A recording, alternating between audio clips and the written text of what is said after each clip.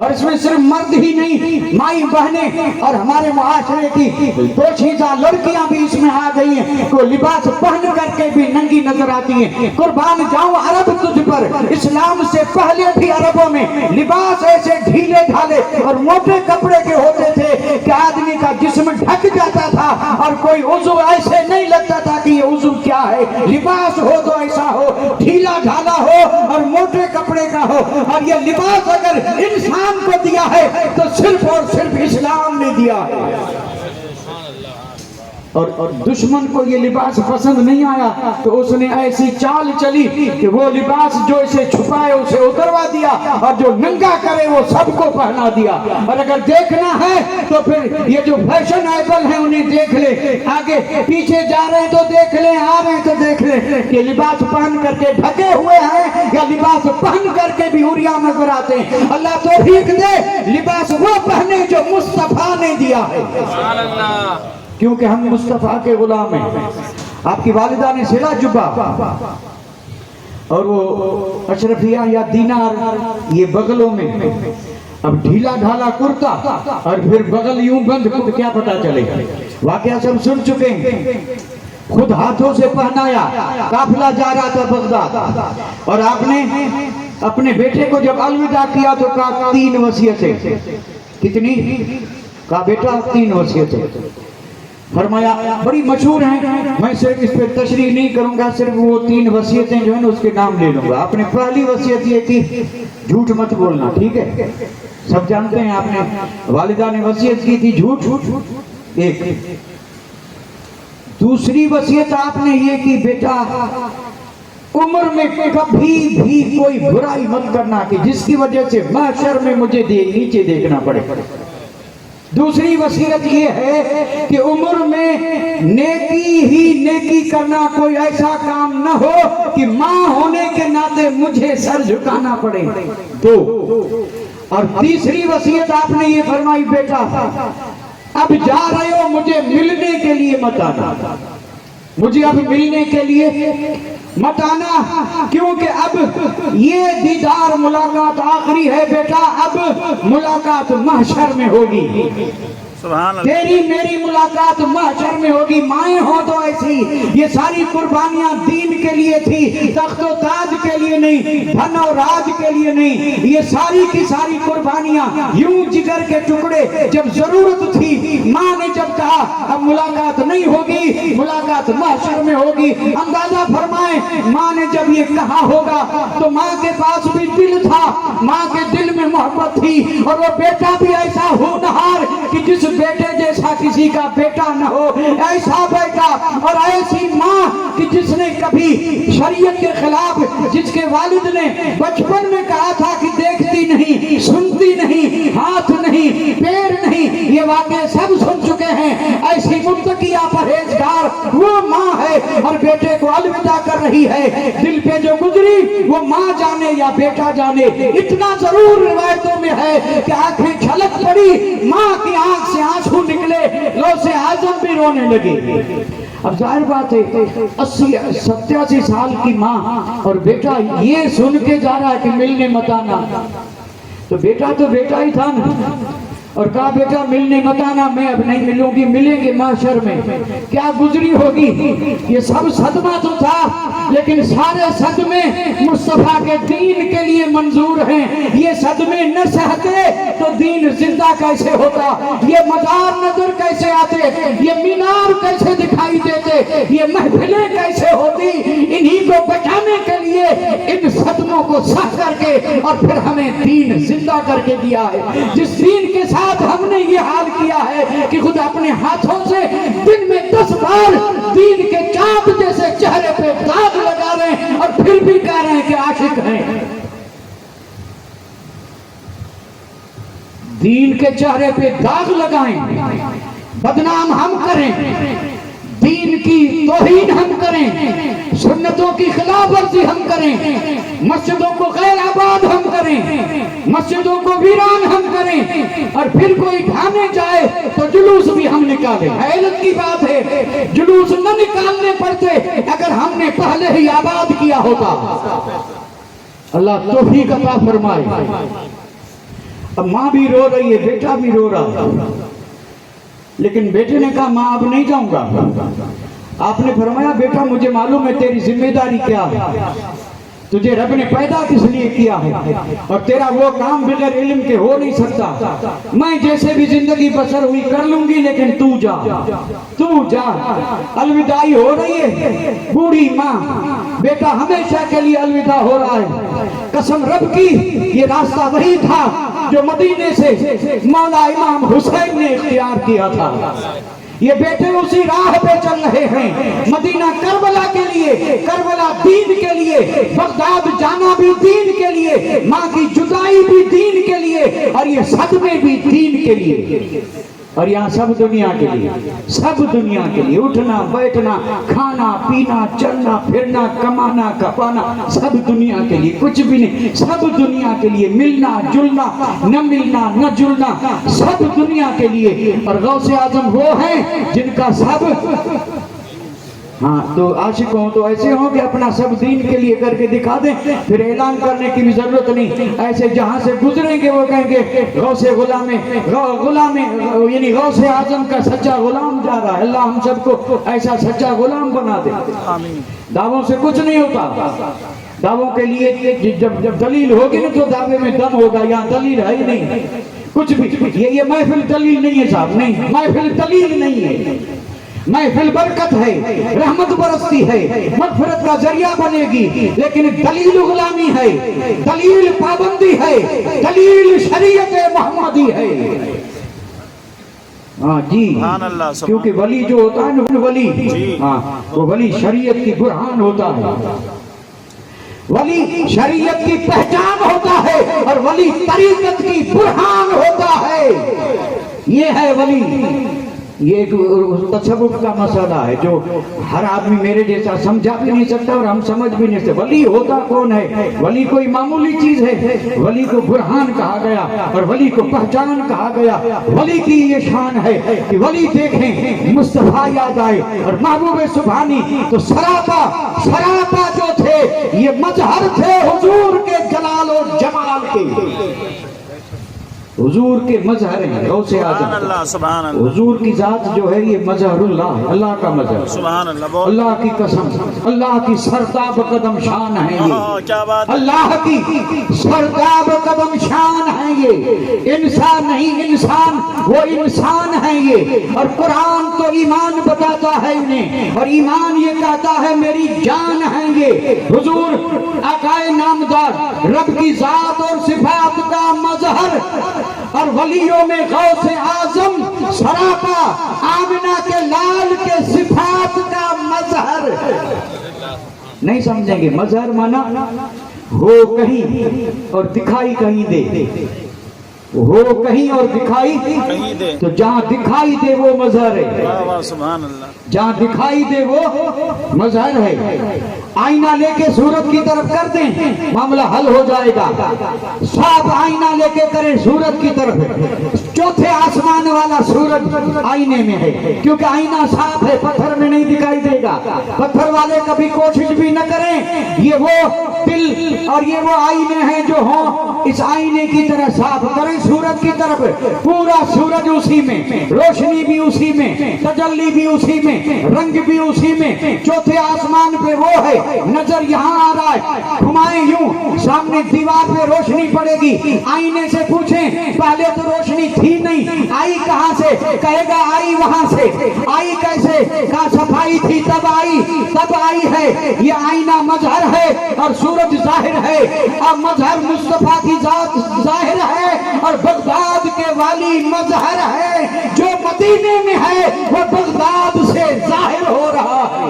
سبحان اللہ سبحان اللہ، بہت خوب، اللہ اکبر، نعرہ تکبیر، نعرہ رسالت۔ اور پھر ایک بات یہ بھی بالکل مکمل متحقق ہے، جو سچے ولی ہیں اور جو قیامت تک ہوں گے، جو بغداد میں ہے وہ دنیا بھر کے ہر ولی سے ظاہر ہو رہا ہے۔ سبحان اللہ سبحان، چاہے قادری ہو، چاہے چشتی ہو، چاہے سہروردی ہو، چاہے نقش بندی ہو، ان کی ذات سے جو نکل رہا ہے ان کا نہیں आईने, ये आईने बने हैं और सूरज बगदाद में है, और बगदाद से जो आ रहा है ये उनका नहीं है, वो किसी और के लिए आईना बने हैं। उस आईने से जो नजर आए वो सब आमिना के लाल का है।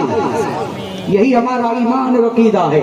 और आमिना के लाल के पास जो कुछ है वो अल्लाह। अब बताइए, है कोई जो इन फयूज़ और बरक़ात का अंदाजा लगा सके कि रब की जात में क्या है, रब की शानों में क्या है, रब की कुदरत क्या है, रब का इल्म क्या है, रब का इख्तियार क्या है, रब की शान क्या है? तो रब तो नहीं देख सकते। रब ने फरमाया भेज रहा हूं, देख लोगे, पहचानना हो तो इन्हें पहचानना। अगर तूने मुस्तफा को पहचाना तो गोया रब को पहचाना। और मेरे नबी ने फरमाया मेरा बेटा लाडला बगदाद भेज रहा हूं, अगर गौसे आजम को पहचाना तो गोया तूने मुस्तफा को पहचाना। सुभान अल्लाह। ये है शान गौसे आजम। तो मैं अर्ज क्या कर रहा था, वही वाकया, यानी बगदाद से आप चले और माँ ने 3 वसीयतें की। झूठ मत बोलना, और कभी भी किसी भी बुराई के करीब मत जाना, मिलने मत आना। आपने जब कहा नहीं जा रहा तो वालिदा ने कहा नहीं जाना पड़ेगा, अब हुक्म हो गए। अब काफिला जाने वाला था बगदाद, आप उसके साथ चले, ठीक है। बहुत मशहूर वाक़या, बार बार सुनते हैं, काफिले के साथ चले। और फिर ये भी नाम मेरे जैसे याद करके और रखते हैं कि ये काफिला पहुंचा हमदान, ये मंजिलें बताते हैं। यानी बगदाद से काफिला चला, पहुंचा हमदान, वहां रुका, फिर चला। हमदान और बगदाद के बीच में सहरा है।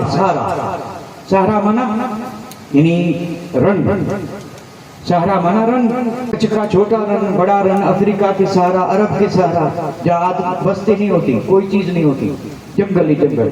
लेकिन ये जंगल था पहाड़ी, पहाड़ का इलाका था, दूर दूर तक कोई बस्ती नहीं। काफिला जब बीच इस सहरा के पहुंचा तो पहाड़ों से 60 डाकू निकले। सबको खबर है 60 डाकू। इनका घर कुछ नहीं था, इन्हीं पहाड़ों में सुरंगें बना के रहते थे। हाँ, ये सुरंगें आज की नहीं है, तब से थी। सुरंगें बना के रहते, माल लूट के चले जाते सुरंग में। अब लेने सुरंग में कौन जाए? उस सुरंग में उनसे मुतालबा करने जाए कौन? वो सुरंग में घुसते ही उसका तो काम तमाम। अब और कौन घुसे? कोई जाता ही नहीं था। बड़ी आसानी से काफिले लूटते, माल लेके चले जाते। तो आप और हम 12 सुन चुके हैं कि 60 डाकू आए, हमला कर दिया। काफिले वाले रोने, चिल्लाने, फरियाद करने लगे, लेकिन उनको किसी पे तरस नहीं आया। छोटे मोटे सबको लूट लिया, सारा माल जमा कर लिया। और गौसे आजम की उम्र 18 साल, काफिले से अलग खड़े, सबसे अलग खड़े, क्योंकि जो था वो बगल में था, बाकी तो कुछ था ही नहीं। अब जब सारे काफिले को लूट लिया तो आप सुनते कि हम जैसे बयान करते हैं कि एक डाकू गया ना, लेकिन ये बड़ा नहीं था, ये छोटा था। उसमें भी छोटे बड़े होते हैं। हाँ, ऐसा नहीं कि यहाँ छोटे बड़े, वहाँ भी छोटे बड़े हो, या जैसे यहाँ भी है ना छोटे बड़े, हाँ, यहाँ भी छोटे। लो, अब आप हैरत में पड़ गए, भाई हमारे दोस्त हैं ना, तो उसमें भी कुछ छोटे कुछ बड़े, और अगर कोई दुश्मन है तो कोई छोटे कोई छोटे बड़े तो हर जगह पे होता है ना। छोटों से इतना खतरा नहीं जितना बड़ों से होता है, ये सब हकीकत है। तो इनका भी एक बड़ा था, छोटा गया था, तेरे पास है कुछ? कहा क्या है? तो आपने फरमाया कि 40 दीनार हैं। कहा मेरी इस गुदड़ी में सिले हुए हैं। तो वो हंसने लगा, कहा मजाक कर रहे हो, तुम्हें पता नहीं हम कौन है? उस डाकू ने कहा कि शहजादे, उम्र छोटी है, शायद तुम्हें पता नहीं कि हम कौन है, मजाक कर रहे हो? क्या मजाक नहीं कर रहा हूँ, मजाक करना हमारा काम ही नहीं है, खानदान में ये बात नहीं है, मैं कैसे करूँगा? हमारे खानदान में भी किसी ने किसी की मजाक नहीं की, मैं सच बोल रहा हूँ। तो बताते हैं एक आया, दूसरा आया, माल सब लूट लिया। और ये सारे डाकू जब सरदार की बारगाह में हाथ बांधे खड़े थे तो उसने पूछा कोई बचा तो नहीं? तो जो गए थे ना उनमें से एक ने कहा एक बचा का है, था वो खड़ा। तो कहा वो बचा क्यों? तो कहा वो मजाक ही कर रहा है, वो हमारी मजाक उड़ा रहा है। क्या मजाक उड़ाई? हम पूछते कुछ है तो वो कहता है कितना? तो ये इतना। और कहाँ? तो वो सब बता रखा, ले आओ। अब ले आए गौसे आजम को। آپ جب اس سردار کے سامنے آئے تو ظاہر بات ہے کوئی بھی آئے تو پہلے نظر چہرے پہ جائے گی. سردار تو ڈاکوؤں کا سردار تھا, اسے پتا نہیں کہ یہ کس کا سردار ہے. جیسے ہی چہرے پہ نظر گئی, قسم رب کی اثر ایسا ہوا, اثر ایسا ہوا, چہرے پہ نظر جاتے ہی رونگٹے کھڑے ہوئے, حالت بدلنے لگی. اس نے کانپتے کانپتے کہا, ہو کون, نام کیا ہے؟ کہا عبد القادر. نام کیا ہے؟ کہا عبد القادر. ہو کون؟ تو آپ نے فرمایا حسنی حسینی. آپ نے کہا اللہ اکبر, حسنی حسینی اور اثر نہ ہو, اس نام میں اثر نہ ہو, یہ کس نے کہا؟ یہ تو ٹھیک ہے پتھروں پہ اثر نہ ہو تو الگ بات ہے, ورنہ اس نام میں بڑے اثر ہے. اس نے تو بڑوں بڑوں کو پگھلا کے رکھ دیا. یہ ہماری بدقسمتی سمجھیں یا ہماری غفلت سمجھیں کہ ہم یہ نام لیتے ہیں اور یہ بھی احساس نہیں ہوتا کہ پاک ہیں یا نہیں, ورنہ ان ناموں میں تو اثر یہ ہے کہ اگر زبان عبد القادر کی ہو اور نام حسنی حسینی نکلے تو بڑے سے بڑا ڈاکو بھی پگھل کے ولی بن جائے. کہا حسنی حسینی. سنتے ہی اس کا تو حال اور بدلا, اور پھر پوچھا کہاں سے آئے, کہاں جا رہے ہو؟ کہ آیا ہوں جیلان سے جا رہا ہوں بغداد. کیوں جا رہے ہو؟ کہ علم پڑھنے. بس اتنی سی بات ہوئی, اتنی سی, علم پڑھنے جا رہا ہوں. اب اس نے بڑے غور سے سوچ کر کے کہا ہے تو کسی بڑے خاندان کا, اثر والا خاندان ہے, زبردست خاندان کا لگ رہا ہے. کیوں؟ کیونکہ آپ نے ان کے چہرے میں 3 چیزیں دیکھی. پہلی تھی نورانیت, دوسری تھی روحانیت, تیسری بات سنیں, غور سے سنیں, ہر آدمی سمجھ بھی نہیں سکتا, اہل علم سمجھ سکتے ہیں. نورانیت بھی تھی, روحانیت بھی تھی, اور اسی عبد القادر کے چہرے میں معصومیت بھی تھی. اسی چہرے میں معصومیت بھی تھی. اور جہاں یہ 3 چیزیں جمع ہو جائیں, قسم رب کی دنیا کی کوئی طاقت اس کا مقابلہ کر ہی نہیں سکتی. جہاں نور کی کمی نہ ہو, روحانیت کی کمی نہ ہو, اور جہاں معصومیت کی کمی نہ ہو, وہاں پھر کمی رہتی ہی نہیں ہے. اور پورا حال بدل گیا. اور جیسے ہی اس کا حال بدلا تو اس نے فوراً ہی توبہ کی, فوراً توبہ کر لی. اچھا توبہ تو کر لی, وہ سوچ میں پڑ گیا. یعنی خاندان پوچھا, ارادہ پوچھا, مقصد پوچھا, پوچھ کر کے پھر کہا تمہارے پاس کچھ ہے؟ تو وہی جواب دیا تھا ہاں ہے. کیا ہے؟ کہا 40 دینار ہیں. کہا کہ 20 اس بغل میں ماں نے سل دیے ہیں, 20 اس میں.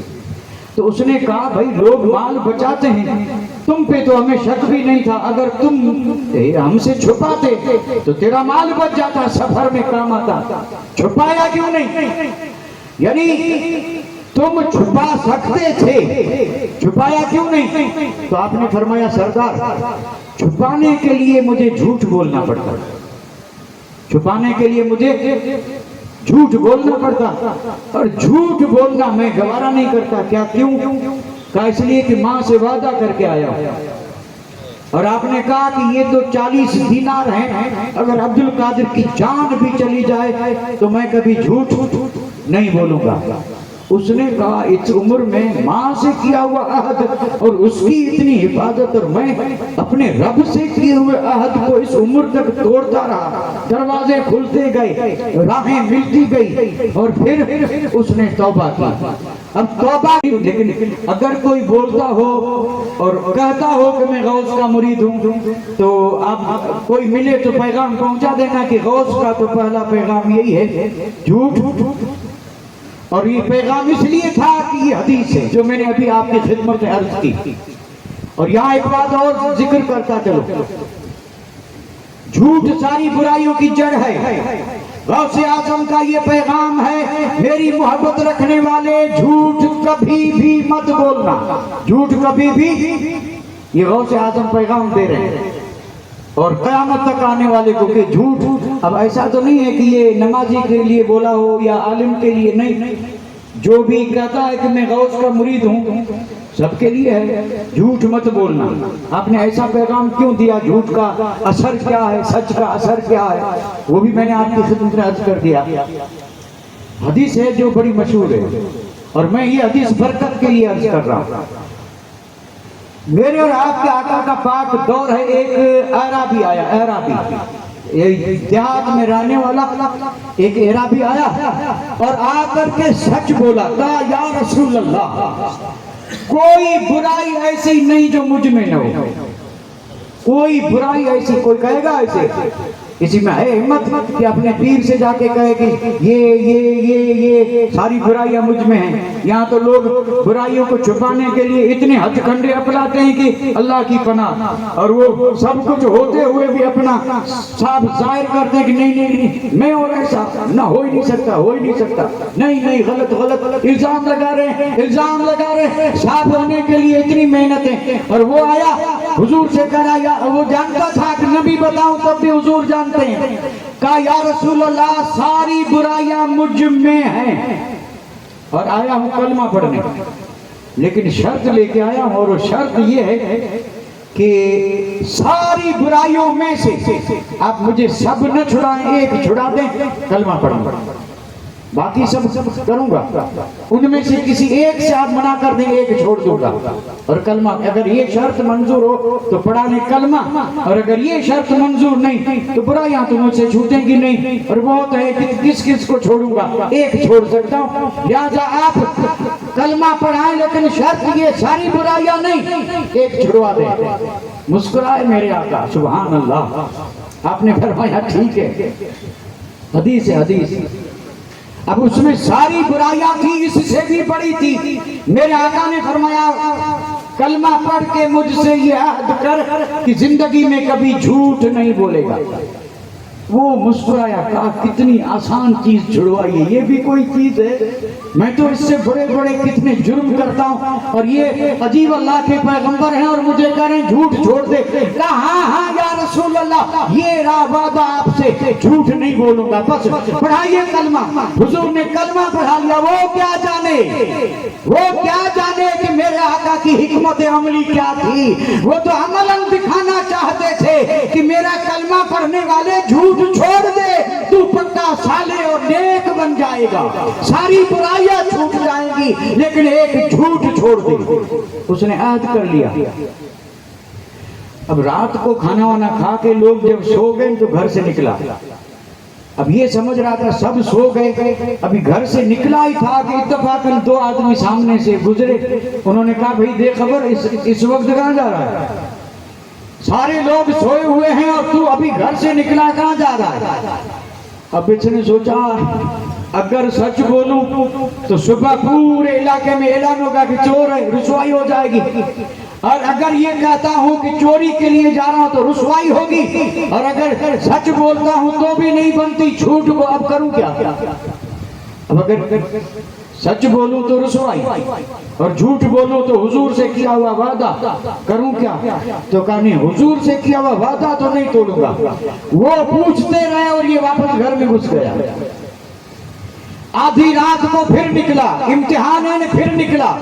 اتفاقاً اس وقت بھی کوئی سامنے سے دکھائی دیا, کہا السلام علیکم, کہاں جا رہا ہے؟ اب کیا کرے, اب کوئی کہتا ہے چوری کرنے جا رہا ہوں تو بھی نہیں بنتی, اور اگر یہ کہا جھوٹ بولے کہ نہیں کسی کی مدد کے لیے جا رہا ہوں تو بھی نہیں. اب پھر لوٹ گیا.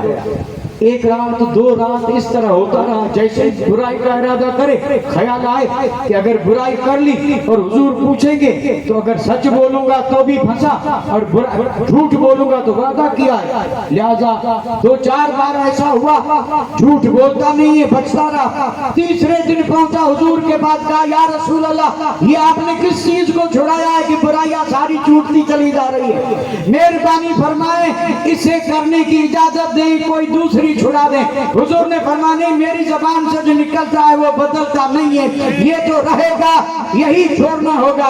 پھر سیرت پڑھ کے دیکھیں, اسی ایک چیز کے چھوڑنے سے اس کی ساری برائیاں چھوٹ گئی اور یہ نیک اور صالح بن گیا. نہیں, اگر آدمی جھوٹ چھوڑ دے تو کیا بن جائے؟ تو غوث اعظم نے سچ بولا. کیا بولا؟ اور یہ تاثیر تھی سچ کی، کیونکہ جھوٹ برائیوں کی جڑ ہے. ایک بات تو یہ ہے. اب دوسری بات عرض کر کے آپ سے اجازت لے رہا ہوں، اور یہ بھی وقت کافی ہو چکا، لیکن چونکہ دوسری بات بھی اسی سے ذرا لگتی ہے تو اس لیے آپ سے میں 5 منٹ لے رہا ہوں. ہاں، صرف 5 منٹ. سوال کہ غوث اعظم کے اس سادے سے الفاظ تھے، اور ان سادے الفاظوں نے ان ڈکیتوں چوروں کے دل پہ جو اثر ڈالا وہ بڑا تھا. تو یہ اثر کس کا تھا؟ تو ایک تو جواب یہ کہ سچ کا تھا، اور دوسرا جواب یہ تھا کہ یہ اثر اس لیے ہوا کہ یہ الفاظ اس زبان سے نکلے تھے جو اول سے آج تک پاک رہی، اول سے آج تک پاک رہی. اور یہی سے یہ سبق بھی ملا کہ کلام میں اثر تب ہوتا ہے جب کہ وہ پاک زبان سے نکلے. کس سے نکلے؟ یہی الفاظ اگر 1,00,000 آدمی بھی کہہ دیں وہ اثر نہیں ہوگا، لیکن اگر غوث اعظم جیسا پاک، خاندان بھی پاک، والدین بھی پاک، گھر بھی پاک، ماحول بھی پاک، اور پیدا ہوتے ہی اس زبان پر سوائے ذکر خدا اور ذکر مصطفیٰ کے تلاوت قرآن، تسبیح، تحلیل، نیک بات کے کوئی گالی، کسی کی غیبت، کوئی برا لفظ نکلا ہی نہیں. زبان ایسی پاک رہی کہ اس سے جو نکلے گولی کی طرح اثر کرے. اس کی طرح. اچھا ایک بات سن لو. اثر کی بات آئی ہے نا، یعنی غوث اعظم کی زبان پاک تھی. گولی میں اثر ہے نا.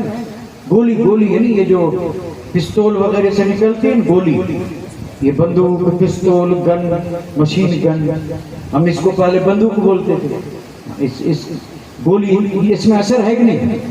ہے نا کہ نہیں ہے؟ آپ تو کچھ بھی نہیں کر رہے. اثر ہے. اس میں تو کتنا اثر ہے. اس سے سب ڈرتے ہیں، مار دیتی ہے یا زخمی تو کر ہی دیتی ہے، اور مارنا چاہے تو گولی سے تو مارتے ہیں. سب جنگیں بھی گولیوں سے ہوتی تھی. اثر نہیں ہے کیا؟ یہ بھی اب یہ بھی سمجھنے کی بات ہے کیا؟ لیکن چونکہ وقت زیادہ ہوا اس لیے اب ذرا دماغ بھی کم کام کر رہا ہے، اس لیے بات سمجھ میں آئے وہ بھی سمجھ میں نہیں آئے گی. میں بھی سمجھ رہا ہوں بھائی گولی میں اثر ہے، لیکن اثر تب ہے جب بندوق کی نالی سے نکلے. کس سے؟ بندوق کی نالی سے، پستول کی نالی سے نکلے تو گولی اثر کرتی ہے. اور اگر کوئی حقہ پینے والا یہی گولی حقے والی نالی میں لگا کے مارے پھونک، اثر کرے گی؟ نہیں کرے گی. تو گولی تو وہی ہے. اثر کیوں نہیں کیا؟ تو آپ کہیں گے اثر کب کرے؟ جب جہاں سے جگہ تھی وہاں سے نکلتی تو اثر کرتی. یہیں سے ثابت ہوا کہ کلام الہی میں، نصیحتوں میں، درود میں، اسماء الہیہ میں، ہر چیز میں اثر ہے. لیکن اثر کب ہے؟ جب وہ کسی بندوق جیسی چیز سے نکلے. یہ نالیاں جو ہے نا، یہ میں اس سے اور آگے کچھ نہیں کہوں گا، ان نالیوں سے اثر نہیں ہوگا، کیونکہ اثر اس سے ہوتا ہے جو ہو پاک، جو ہو پاک. تو غوث اعظم کے سادہ سے الفاظ تھے، لیکن نکلے تھے ایسی پاک زبان سے کہ اس وقت سے لے کے اور آج تک وہ لفظ جو ہے نا اثر انداز ہیں، اور ان کا اثر آج کائنات کی ہر چیز پہ ہو رہا ہے اور انشاءاللہ ہوتا رہے گا. اللہ کرے ان کے ان کلمات کا ہمارے دلوں پہ بھی اثر ہو جائے، اور ہم بھی ہر اس چیز کو چھوڑیں جس کو غوث نے چھوڑا. ہم بھی اس ہر چیز کو سینے سے لگائیں جسے میرے غوث سے سینے کو نہیں لگایا. غوث اعظم قرآن پڑھنا جانتے تھے. قرآن پڑھنا جانتے تھے غوث. کس نے کہا؟ غوث اعظم. آپ بھی عجیب آدمی.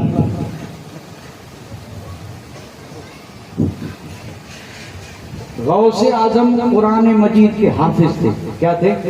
اور حافظ گھر ہی میں بن گئے. اب سنیں، غوث اعظم قرآن پڑھتے تھے، اور وہ پڑھتے تھے تو ہمیں پڑھنا چاہیے کہ نہیں؟ پڑھنا چاہیے. پڑھتے ہیں. آج صبح میں اٹھ کر کے سب نے پڑھا ہے. غوث اعظم پڑھتے تھے، ہم نے. ٹھیک ہے، اللہ توفیق دے. غوث اعظم خود فرماتے ہیں 15 برس. کتنے؟ 15 बरस आप फरमाते 15 बरस तक मैं ईशा की नमाज पढ़ के अपने हुजरे में जाता, दाएं पैर पे खड़े होकर के बायां पैर उठा लेता, अलहम्द से शुरू करता और फिर नास पर पहुंच करके और ये पैर जमीन पे लगाता। ये मेरे गौस का पढ़ना है कि 15 बरस तक एक पैर पे खड़े होके और रात में एक खत्म किया है मेरे गौस ने। और गौस का मुरीद एक पारा न पढ़े, एक सितर न पढ़े और पढ़ न सके, हैरत की बात है। चाहे जिस उम्र के हैं आज भी अहद कर ले कि हम भी पढ़ेंगे, मौलाना पढ़ाएंगे हम भी। वमा अलैना इल्लल बलाग व आखिर दावाना अनिल हम्दुलिल्लाहि रब्बिल आलमीन।